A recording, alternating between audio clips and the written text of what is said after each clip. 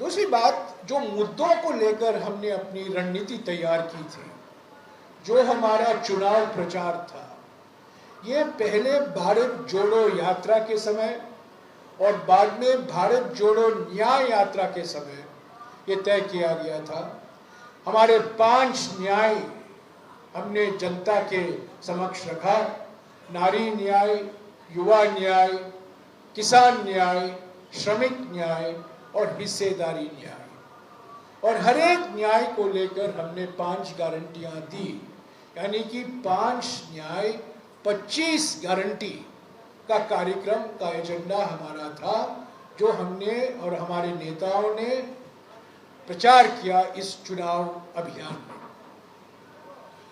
खास तौर से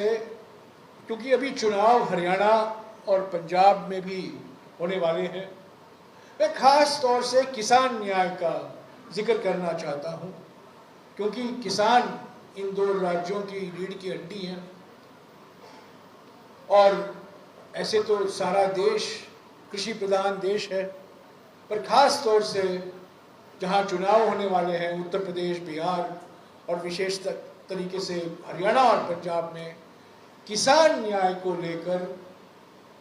हम ये कह रहे हैं कि पिछले 10 साल में जो किसानों को पीड़ा पहुंचाया गया है, जो अन्याय और अत्याचार किसानों पर हुआ है, जो किसान आंदोलन के समय सारा देश गवाह था, उससे मुक्ति पाने के लिए हमने किसान न्याय को लेकर 5 गारंटियां दी। मैं सिर्फ 2 गारंटियों का जिक्र करूंगा।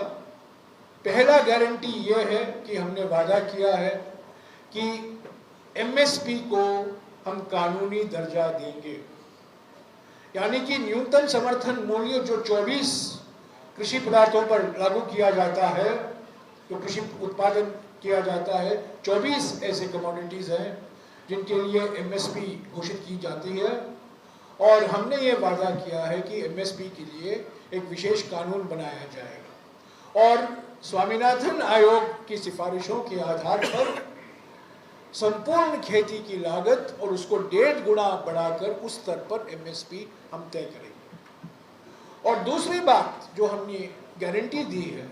कि पिछले 10 साल में हमारे निवर्तमान प्रधानमंत्री ने अपने खास दोस्तों 21 पूंजीपतियों का 16 लाख करोड़ रुपया कर्जा माफ किया है। 16 लाख करोड़ रुपया, पर किसानों का 1 रुपया कर्जा भी नहीं माफ हुआ है। 2008 में डॉक्टर मनमोहन सिंह जी की नेतृत्व में 72,000 करोड़ रुपया कर्जा माफ किया गया था। और हमने ये गारंटी दी है कि इस बार कर्जा माफ हम करेंगे, किसानों का कर्जा माफ होगा। और जिस तरीके से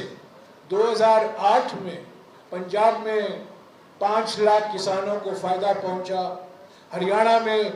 9 लाख किसान परिवारों को फायदा पहुंचा, बिहार में 18 लाख किसानों को फायदा पहुंचा और उत्तर प्रदेश में करीब 58 लाख किसानों को फायदा पहुंचा, उसी तरीके से हम कर्जा माफी का एक परियोजना बनाएंगे और जल्द से जल्द ये कर्जा माफी शुरू होगा।